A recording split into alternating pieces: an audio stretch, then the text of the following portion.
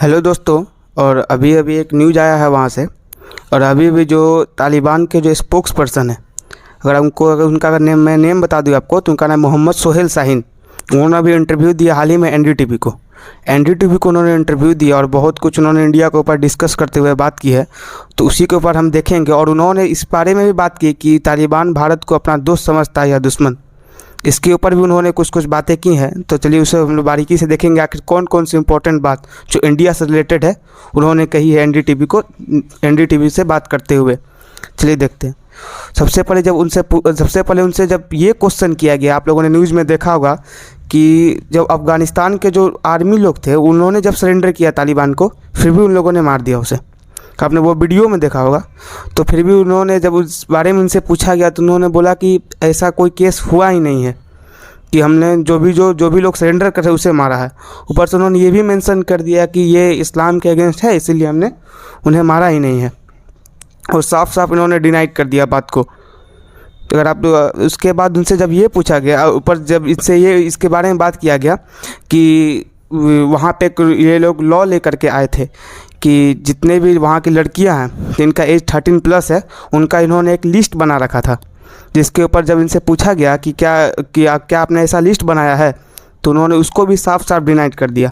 बोला कि ऐसा कोई लिस्ट मैंने बनाया ही नहीं। यहाँ पे अगर साफ साफ आपको देखने को मिलेगा, it is not possible so it is fake. और यहाँ पे साफ साफ उन्होंने लिखा it is against the rule of Islam.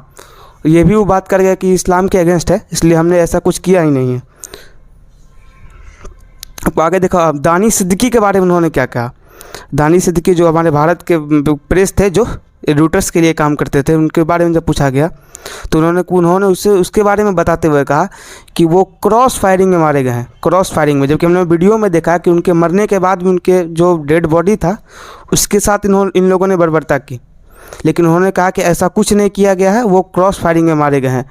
और एक बात उन्होंने और कही थी, अगर आपको मैं वो बात बताऊँ तो, कि फोटो यहाँ पे आपको देखेंगे, photo journalist Danish Siddiqui did not seek our not Taliban to NDTV. उन्होंने एनडीटीवी का ये आर्टिकल है, उन्होंने बोला कि उन्होंने हमसे परमिशन नहीं ली, हमसे मदद मांगनी चाहिए थी, हमसे परमिशन मांगनी चाहिए थी।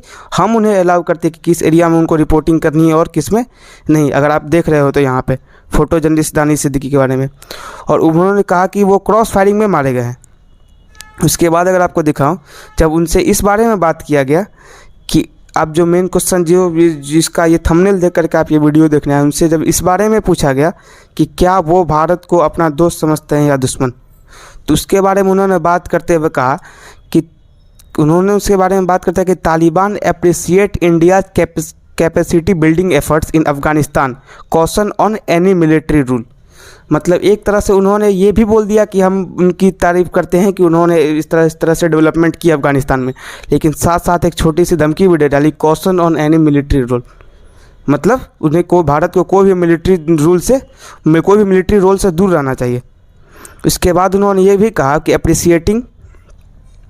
appreciating India's humanitarian development efforts in Afghanistan, such as building in Salma Dam, roads and other infrastructure project in our country. आपको तो पता होगा वहाँ का पार्लियामेंट, एक सलमा डैम, बहुत सारे रोड कंस्ट्रक्ट किए हैं इंडिया ने, तो इसको उन्होंने अप्रिशिएट किया।